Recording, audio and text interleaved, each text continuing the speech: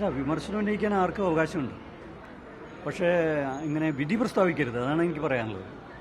ഇപ്പോൾ കൽപ്പറ്റ മാഷ്ക്ക് അദ്ദേഹം നോവൽ എഴുതിയിട്ടുള്ള ആളാണ്. ഇത്രമാത്രം എന്ന് പറഞ്ഞ നോവലുണ്ട്.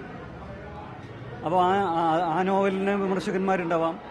ആ നോവല് ആൾക്കാർ വായിച്ചിട്ടില്ല എന്ന് പറഞ്ഞ് കുറ്റം പറയുന്ന ആൾക്കാരുണ്ടാവാം. അധികം ആൾക്കാരൊന്നും വായിച്ചിട്ടില്ല എന്ന് പറഞ്ഞിട്ട് വിമർശിക്കുന്ന ആൾക്കാരുണ്ടാവാം. കൂടുതൽ വായിക്കപ്പെടുന്നു എന്നുള്ളതോ അല്ലെങ്കിൽ വായിക്കപ്പെടുന്നില്ല എന്നുള്ള നിലയ്ക്കൊന്നും നമുക്ക് എഴുത്തിനെ വിലയിരുത്താൻ പറ്റില്ല. അധികം ആൾക്കാർ വായിച്ചു എന്നുള്ളൊരു കുറ്റമല്ല. ഇപ്പോൾ ഈ നോവല് ഞാൻ നോക്കിയപ്പോൾ എന്ന് വെച്ച് കഴിഞ്ഞാൽ ലക്ഷക്കണക്കിന് കോപ്പികൾ ചിലവായിട്ടുണ്ട്. അതിപ്പോൾ ഒരു കുറ്റമായിട്ടാണ് പറയുന്നത്. അത് കുറ്റമായിട്ടോ ഗുണമായിട്ടോ പറയാൻ പറ്റില്ല.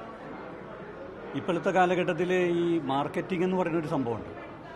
മാർക്കറ്റിംഗ് ഈ നോവലിൻ്റെ പിന്നിൽ പ്രവർത്തിച്ചിട്ടുണ്ട് എന്നാണ് എനിക്ക് തോന്നുന്നത്. അതാണ് ഇത്രയധികം ഒരു വലിയ ആകർഷണം അതിനുണ്ടായത്. പ്രത്യേകിച്ച് സോഷ്യൽ മീഡിയയിൽ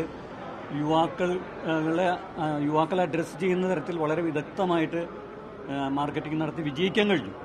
ഇപ്പോൾ മാർക്കറ്റിംഗ് ഇപ്പോൾ മലയാളത്തിലെ എല്ലാ നോവലിസ്റ്റുകളും ഒരു മിക്കവാറും എല്ലാവരും ചെയ്യുന്നുണ്ട്. സാഹിത്യത്തിലെ ഒരു അനിവാര്യ സംഗതിയായി മാറിയത്.